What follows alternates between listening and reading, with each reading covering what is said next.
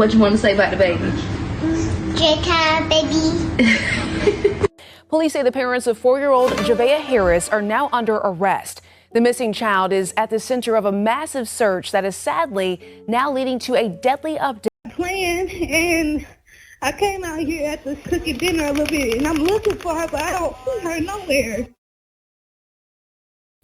And tonight we're continuing to follow the investigation into Javea Harris's death and the search for her body that's still ongoing. Warrants say both parents failed to get medical attention for Javea after suffering an injury from physical abuse between May 1st and June 15th. Her parents, Jamoria Harris and Michelle Herring, are both charged with homicide by child abuse, with Herring also facing a charge of filing a false police report. They were both denied bond over the weekend.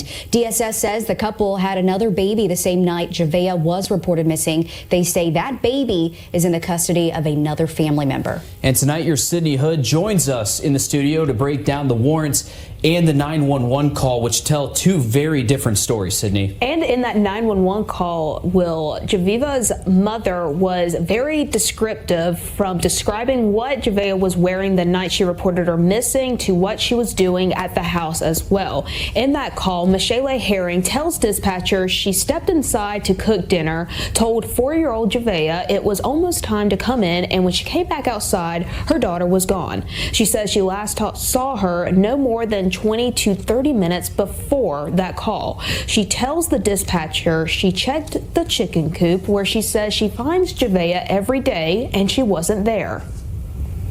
Oh my God. Okay, I'm on the way to you. Just to confirm, where was she in the house when you saw her last? No, she wasn't in the house, ma'am. She been playing outside today. And She asked me, can she play for a little bit more before it got dark, and I said yes. And I literally, her bath water is in the tub, ran, and dinner is cooking, and I came out here to get her, and I can't even find her. Okay, is there a certain place she likes to play outside? Usually in the chicken coop, and that's usually where I find her every day, and I just looked in here, and she's not in here. From there, the questions turned into where Javea might have gone. Herring told dispatchers she had already checked the chicken coop and then checked in the wooded path behind their home. Herring also tells dispatchers that Javea is friendly, not afraid of strangers. Dispatchers asked if Javea had any health issues. Herring mentions autism, but no formal diagnosis had been made. She says, quote, she is very smart. She can carry on a full conversation. In the call, Herring also says that she is 39 weeks pregnant, telling dispatchers she cannot keep up with her daughter the way she normally would. Me and my husband just now purchased in this house. I don't know about this area much, but it's not a good area. I'll tell you that. It's not good. Okay, you say you searched the woods. Is that behind your house? Yes, it's like a pathway right behind my house. And we usually take the dog sometimes in the woods to just let them run. And she'll come, so I know she knows about the woods. And but I look down the same pathway that we walk, and I do not see her. That everything in that call is not what happened. The arrest warrants that I have here say everything in that call is not true. The warrants use strong language here, saying that both parents showed, and I want to read quote for quote here, extreme indifference to human life by not seeking medical attention for Javea after knowing she suffered physical abuse, which the arrest warrants say were at the hands of Herring. And both parents are charged with homicide by child abuse, like we know. Herring also charged with filing a false police report, and on her warrants for that charge, they also mentioned that the mother had said that Javea was abducted. They conducted interviews. They found out that that wasn't true, and then that's when the mother also said that that she had gotten rid of Javea's body in another location. But going back to that 911 call, it is completely not true. So you hear the entire story as she's telling dispatchers. It's just unbelievable and shocking to hear that entire story happen, knowing what we know now. And she gave an entire description of Javea that night, even saying that she talked to her and that Javea said that she wanted to play outside a little bit longer and didn't want to come inside. The mother also saying that Javea was wearing pink Minnie Mouse pajamas and had pink beads in her hair that night. So giving a very descriptive image of what Javea looked like when she had gone missing. We know that's not true at this point and that she had been deceased for at least a month before that 911 call happened. It's just unbelievable. And knowing what happened in response to that 911 call, the massive search that started that Tuesday night, the hundreds of law enforcement that showed up to Bethel Baptist Church, which is the staging area that they met at before starting the search each day, knowing the amount of resources that went into the search, the thousands of acres that they covered, and the strangers that were worried about this little girl, wanting to find her, holding on to hope that she was out there somewhere. And Will, we've said this time and time again, but the community response to this, I mean, even right now, you can hardly go on social media and not see Javea's face or her name, and that just goes to show you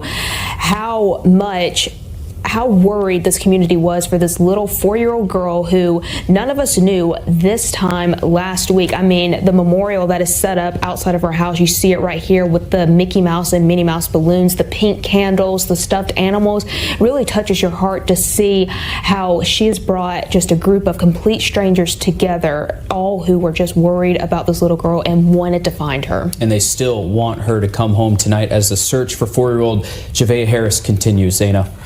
And for the parents, here's what comes next. Her parents will have a bond hearing in circuit court within the next 30 days. They have another 9 days to file paperwork for a preliminary hearing. Herring's first court appearance is September 18th. Harris's first appearance is September. What would you do if your 4-year-old daughter vanished from your front yard while dinner was still cooking on the stove? Would your voice shake when you dialed 911? Would you search the woods behind your home until your lungs gave out? And here is a harder question. What kind of person could make that exact phone call? Describe the pink pajamas, describe the beads in her daughter's braids, beg a dispatcher for help, while knowing the entire time that there was no little girl to find? What happens inside a human mind that allows someone to perform grief for 3 straight weeks, to stand in front of news cameras, to watch 200 officers sweat through a heat wave, searching for a child who was never coming home? Psychologists have names for deception. They have theories about denial, about self-preservation, about what people convince themselves of when the truth becomes unbearable. But no theory prepares you for this case. Because in Aiken, South Carolina, in the summer of 2026, 2 parents didn't just hide what happened to their daughter. According to investigators, they erased her with chemicals, and then they poured what was left of her into a pond 100 miles from home. You may have seen the headlines, but headlines can't play you the mother's voice on that 911 call. Headlines can't show you the father standing outside his own house, telling a reporter the not knowing was killing him, days before deputies put him in handcuffs. The full picture of what happened on Hillsborough Street exists in pieces, scattered across warrants, recordings, and courtroom filings. Nobody has put those pieces together for you the way I'm about to. So stay with me. Before we begin, if stories like this matter to you, if you believe children like this little girl deserve to have their names remembered louder than the people who hurt them, do one small thing right now. Hit that like button and subscribe to True Crime Vic. Every subscription tells the algorithm that victim stories deserve to be heard. It costs you nothing, and it keeps this channel fighting for them. Now, let's go back to the beginning. Her name was Javea Harris. She was 4 years old. She stood about 3.5 feet tall and weighed around 40 pounds. She lived in Aiken, South Carolina, a quiet community near the Georgia line, in a home close to Hillsborough Street and Ridgecrest Road. She loved the color pink. She loved Minnie Mouse. When her description finally went out to the public, it painted a picture that broke hearts across the state. Pink Minnie Mouse pajamas, Crocs on her feet, her hair done up in braids with pink beads. That image would end up on digital billboards, on every local news broadcast, shared thousands of times across social media. A smiling preschooler, the entire region was desperate to bring home. Her mother was 22-year-old Mickey Lee Herring. Her father was 23-year-old Javea Harris. On paper, they looked like a young couple grinding through early adulthood. She had work with a communications company. He held down warehouse-related employment. But public records sketch a rougher road underneath. In 2023, Javea was named in an eviction case filed by a rental management company, a matter that settled that November. Then, in December of 2025, Mikeli was named in a separate eviction action brought by the Union Housing Authority. That one ended with a judge ruling against her and a writ ordering her out of the unit. The family had ties to Union County, up in the northern part of the state, before landing in Aiken. They were young, they were struggling, and they were constantly on the move. Neither parent had any publicly released criminal history before this case. No prior involvement from Child Protective Services has been confirmed on the record, but law enforcement reports obtained by local journalists reveal that the relationship between these two was far from peaceful in the months leading up to the summer of 2026. Two documented incidents stand out. The first came in November of 2025, in the town of Clinton. Mikeli called police on Javea because he was trying to leave their home. When officers arrived, they described the conflict as a dispute over moving a table inside the apartment. The couple agreed to keep their distance for the rest of the day, and everyone moved on. The second report came from the Aiken County Sheriff's Office, dated March 16th of 2026. This time, words turned physical. Javea allegedly tried to force Mikeli out of her car so that he could use it himself. She declined to press charges, but asked him to go. And according to that report, the entire confrontation began over something as small as a hot dog. A table, a hot dog. Arguments that trivial don't usually make the news. They matter here because of what they suggest about the temperature inside that household. A home where minor frustrations boiled over fast enough that police had to be called twice in 5 months. Neither of those reports mentions Javea at all. But outside the walls of that home, people had been paying attention to her for a long time. Back in Union County, where the family lived before relocating, a neighbor known publicly only as Ms. Young spoke to reporters. What she described should stop you cold. She said Javea was a cautious, affectionate child, a girl who wouldn't cross the street alone, who wanted to hold your hand even on a short walk to the refrigerator. And she said the people on that street had quietly been looking after her, feeding her, bathing her, giving her fresh clothes, before sending her back next door. In Ms. Young's words, it wasn't just one household doing this. Neighbors up and down the block had noticed the same things and stepped in the same way. Nobody filed a report that we know of. Nobody called an agency. They just did what neighbors sometimes do. They filled the gaps, and they hoped. By June of 2026, the family was settled in Aiken, and Mikeli was 39 weeks pregnant with another child. From the outside, life on Hillsborough Street looked unremarkable. What investigators say happened next was anything but. According to arrest warrants signed by Aiken County investigators, sometime between May 1st and June 8th of 2026, Javea suffered a devastating injury inside that home. The warrants allege the injury was to her head, and that it was caused by physical abuse at the hands of her mother. What the documents describe next may be the most damning detail in this entire case. After that injury, neither parent sought medical attention for her. Not that night, not the next morning, not at any point afterward. No ambulance was called. No emergency room visit was made. A 4-year-old with a head injury, and the 2 adults responsible for her life allegedly did nothing. The warrants state that she died as a result, and that the circumstances demonstrated what South Carolina law calls an extreme indifference to human life. Both parents, according to those same warrants, would eventually confess.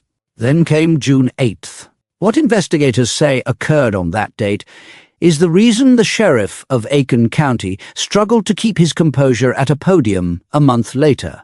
Warrants allege that on that day, Mikeli and Javea Harris used corrosive chemicals and other tools to destroy their daughter's body, to deliberately accelerate its decomposition until almost nothing remained.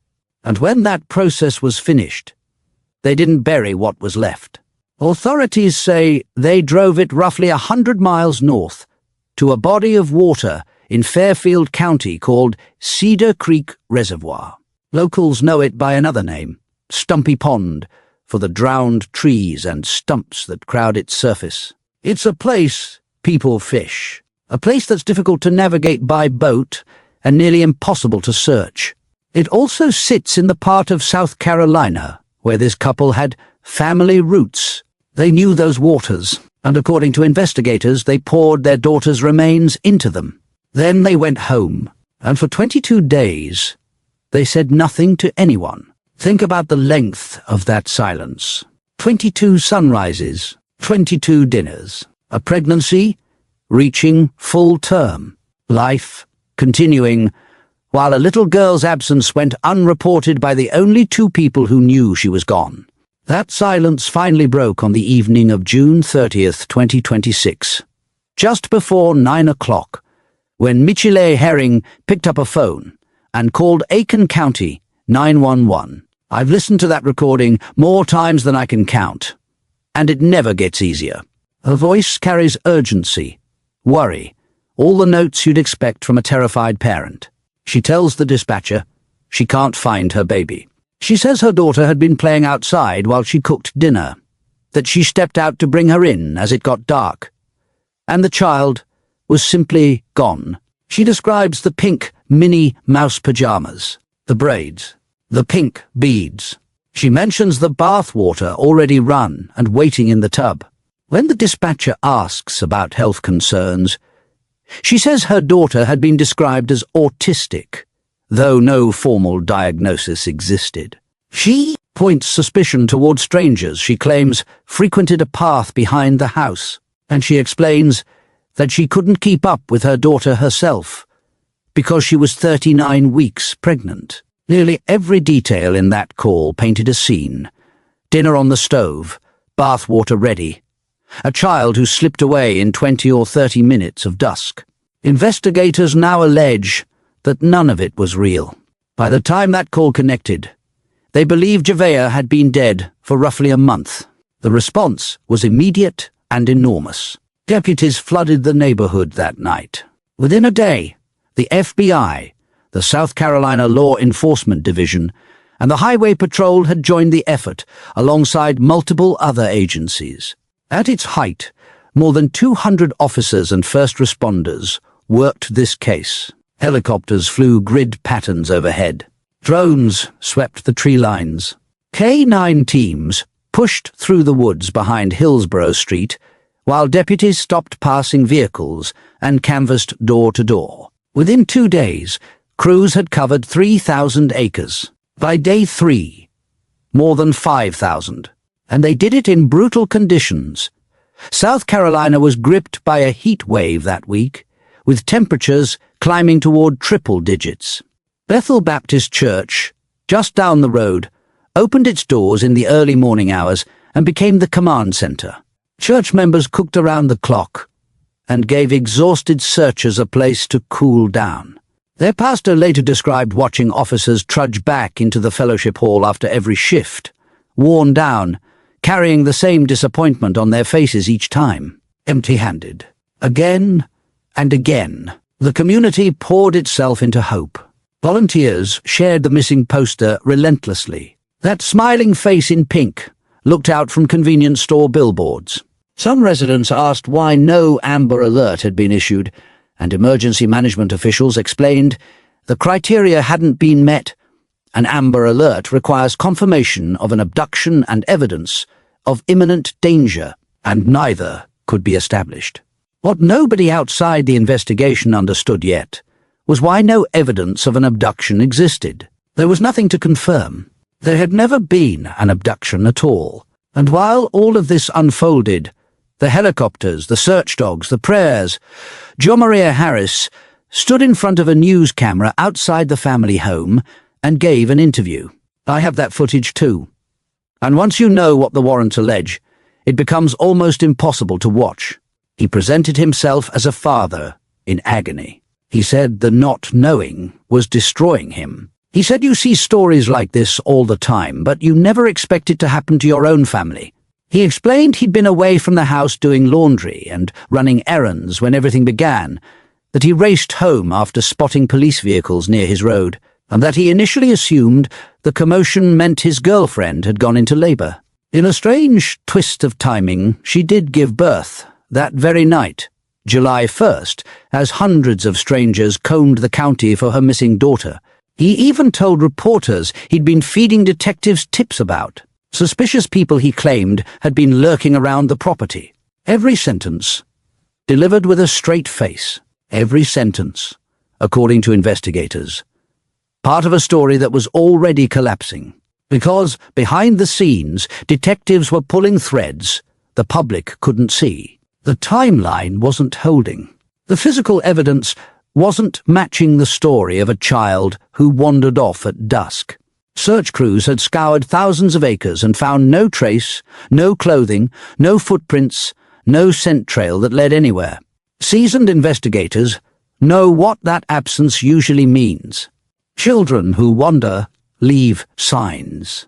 This little girl had left none, because the truth wasn't hiding in those woods at all. It was waiting in murky water 2 counties away, among the drowned stumps of a fishing pond, and in 2 confessions that were about to bring this entire performance crashing down.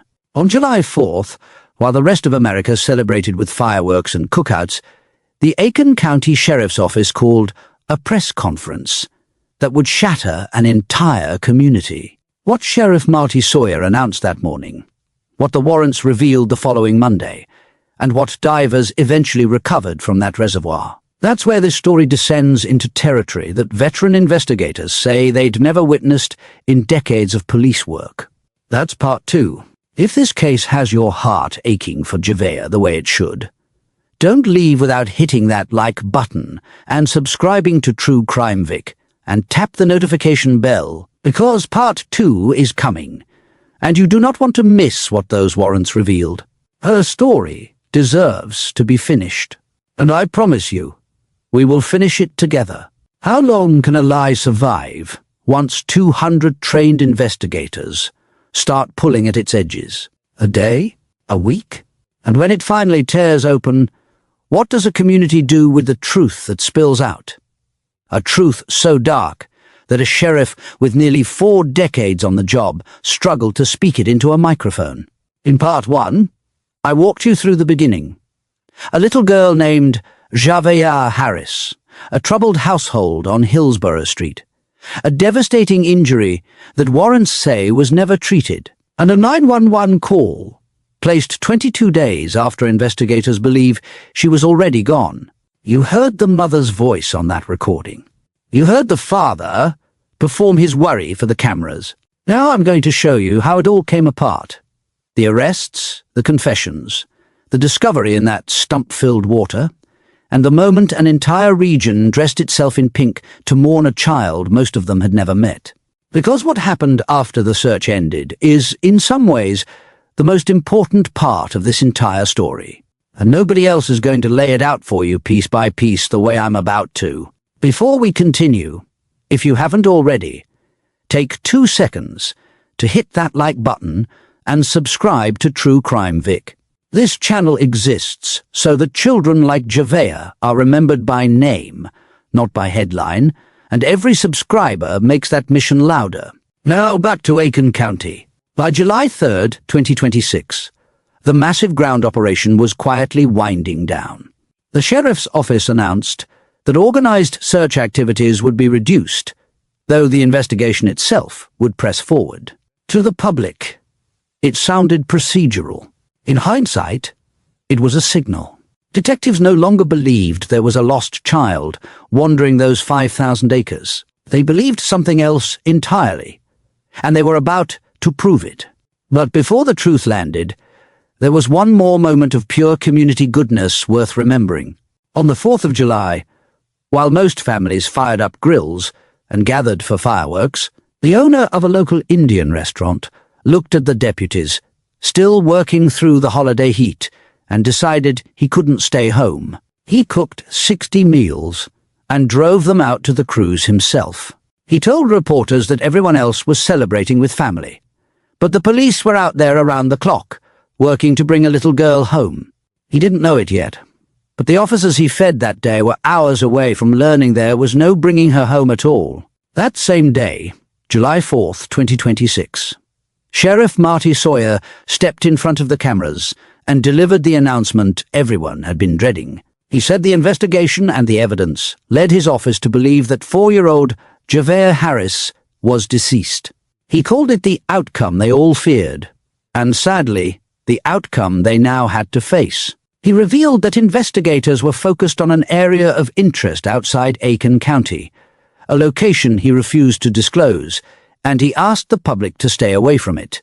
Then came the words that reframed everything the community had lived through for 5 days. He said every resource available had been thrown into finding Javea and bringing her back safely. But it was already too late to save her the moment.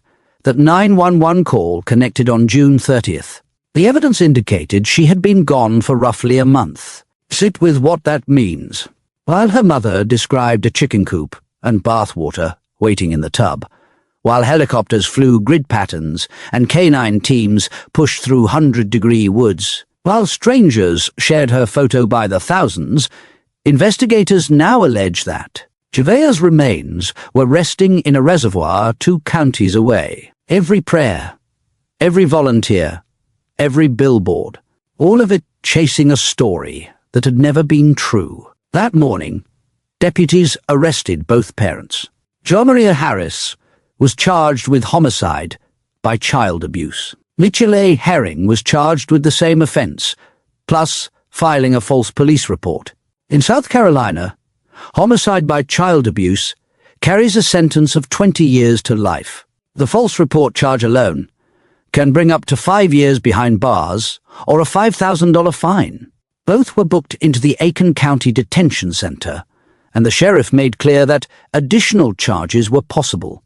The next day, July 5th, each of them stood before Magistrate Judge Ronald Thornton in separate bond hearings. Both were denied. The details from those hearings are small, but they stay with you. Michelle appeared that morning without an attorney. When the judge reviewed her finances, she told him she brought home $1,300 every 2 weeks, an income he found too high to qualify her for a public defender. Yomario's hearing came that afternoon. At one point, the judge asked whether anyone else lived in his household. He answered that his girlfriend did, and then, in a quieter voice, he added 2 more words. My child. A reference to the newborn. The baby girl delivered the very night her sister was reported missing. Because magistrate courts in South Carolina cannot set bond on homicide charges, both cases were referred to a circuit judge, with first court appearances eventually scheduled for the fall. On July 6th, the arrest warrants went public, and they confirmed what the sheriff had already signaled. According to those documents, both parents confessed. The warrants state that Javea suffered a head injury from physical abuse allegedly inflicted by her mother, that neither parent sought any medical care for her afterward, and that the circumstances demonstrated extreme indifference to human life. Investigators said the couple managed to maintain their missing child account for only a short time before the story collapsed and the admissions came. The day after that, investigators returned to the property on Hillsborough Street, this time accompanied by staff from the coroner's office. Crime scene tape went up in the afternoon. For hours, deputies moved between the house and the surrounding tree line, sifting soil through screens, marking finds with yellow evidence placards. Reporters watching from the road saw a dark piece of rotted cloth recovered, and what appeared to be a shoe. At one point, a tarp was draped around a tire swing in the yard while it was photographed. A tire swing, the kind of ordinary backyard object that should only ever mean laughter. Investigators worked past 9 that night before carrying out multiple evidence bags and taking the tape down. A law enforcement source clarified that this operation was about collecting evidence, not searching for remains. That search was happening somewhere else. In Fairfield County, near a creek access point on a body of water crowded with drowned timber, the Department of Natural Resources had deployed boats, dive teams, and all-terrain vehicles. They were working Cedar Creek Reservoir, Stumpy Pond.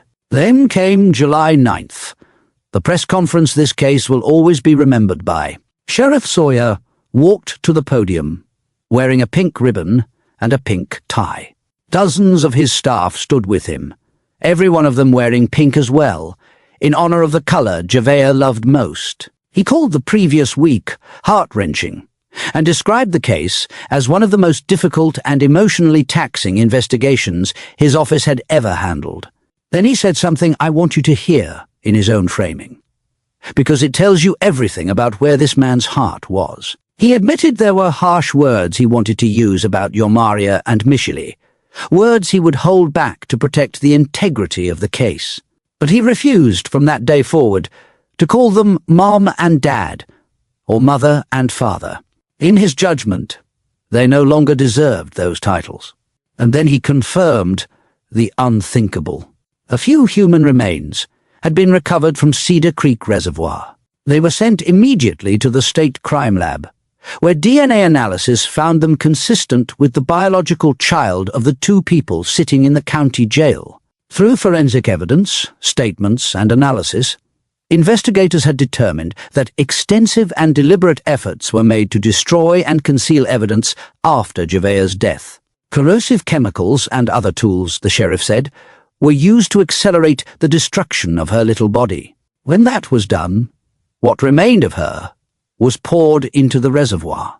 He described the lengths taken to cover it all as repulsive and revolting, and then delivered the sentence that made national headlines. In 37 years of law enforcement, he had never heard of anything so horrific, and because of what was done, he warned, it was unlikely that the rest of her would ever be recovered. That same week, both parents were hit with an additional charge, destruction and desecration of human remains.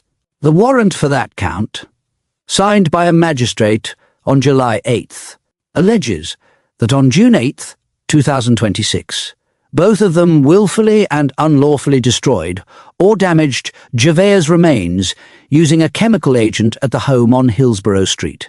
Bond was denied yet again. Both remain in custody on multiple charges, and it must be said plainly, they are presumed innocent unless and until proven guilty in a court of law. Their day in front of a judge is coming. But while the legal system moved at its own deliberate pace, something remarkable was happening across South Carolina and beyond. It started with a single teddy bear. One woman placed it outside the family's home, and a neighbor watching from her yard thought, "That's something I can do." She and her son added their own. By the next day, the collection had grown. Within a week, the front of that house, a place where investigators allege horrific things occurred inside, had transformed into something else entirely on the outside. Pink balloons, Minnie Mouse plush toys, flowers, candles, handwritten notes from strangers who had seen a 4-year-old's face on a billboard and simply couldn't shake it. Mourners came, who had never met her. One woman said Javea reminded her of her own daughter. Another neighbor, Jacqueline Brown, put the community's grief into words that still echo. She said she only wished all of this love had arrived sooner, while Javea could have lived her sweet life the way a child should. "We'll never forget her," she said. "She's our baby. She belonged to all of us." The vigils multiplied. Hours after the first bond denials, mourners gathered with candles in downtown Aiken and prayed together. On the evening of July 9th, the same day the sheriff confirmed her remains, hundreds packed shoulder to shoulder at an event center on Shiloh Heights Road, arms full of stuffed animals and balloons, some having driven for hours. A pastor from Remnant Ministries led them, and in one of the most gut-wrenching moments of this entire saga, Javea's grandfather, her own mother's father, addressed the crowd. He declined to appear on camera, but his words were reported, and they were simple and shattering. "We didn't raise her," to be this way. One of the organizers, Christy Pace, channeled her heartbreak into a demand for change. She said the system meant to protect children is overwhelmed, that agencies field the calls, but too often can only pass a child along from one hand to the next, while cycles repeat through family lines. She begged people to report suspected abuse when they see it, and when a reporter asked what message she had for the parents, she didn't soften it. She said her words weren't fit for camera. She called them monsters, the worst evil she had encountered in her life. The mourning spread outward. On July 10th, hundreds gathered at Foster Park in Union County, a mile from where the family once lived, the same streets where a neighbor named Ms. Young and others had quietly fed and bathed a little girl and sent her home in clean clothes. Speakers reminded the crowd that Javea mattered, that she carried a Minnie Mouse toy in her hand every single day, that children are supposed to live and play and learn. The next night, another vigil was held across the state line in Evans, Georgia. Candles stamped with her name were handed out, and afterward, every stuffed animal brought that evening was donated to law enforcement agencies, to be given to other children on the worst days of their young lives. Even the grief was turned into protection. A bicycle giveaway in her honor was organized for late July in Augusta. Her memory was becoming a movement. That movement now has a name. A petition began circulating calling for Javea's law, arguing that federal statutes impose severe penalties for bomb threats and terror hoaxes, yet contain a gap when someone fabricates a child's disappearance to conceal a crime. It gathered well over 1,000 verified signatures within days, and it caught the attention of a state representative from Aiken County, who publicly committed to filing legislation when lawmakers returned to session, a draft proposing tougher penalties in child abuse deaths and new consequences for concealing a child's death. Child advocates, meanwhile, delivered the message that may matter most. The director of the local Child Advocacy Center said there is no perfect checklist for spotting abuse, but there are signs that something isn't right, and it is far better to report and be wrong than to stay silent and be right. If you ever suspect a child is in danger, make the call. Let trained people sort it out. Silence is the only unforgivable mistake. As for the baby born on July 1st, Javea's little sister, who entered the world the same night her sister's fabricated disappearance mobilized a county, she is safe. After the Department of Social Services stepped in, she was placed in the custody of her paternal grandmother, surrounded by people determined to give her a different story. Which brings us to the hardest truth of all. There is no grave for Javea Harris. The remains pulled from that reservoir were partial, confirmed by DNA, and the sheriff has said more will likely never be found. What was allegedly taken from her wasn't only her life. It was the possibility of a proper goodbye, a headstone, a resting place, somewhere for the people who loved her to sit and remember. So her community built one anyway. Out of pink balloons and Minnie Mouse toys and the handwriting of strangers, growing larger outside that house every single day. And perhaps the restaurant owner who fed those exhausted search crews said it best, standing in a parking lot while hope was still alive. Nobody knew her, he said, but she was from our community. And she was a little girl, and she didn't deserve this. Then he added 5 words that no one who hears them ever forgets. The small coffins are the heaviest. Say her name with me. Javea Harris. 4 years old. She loved pink, and she mattered. If this story moved you, honor her by hitting that like button, subscribing to True Crime Vic, and turning on notifications. Because when this case goes to trial, we will be right here to finish telling her story together.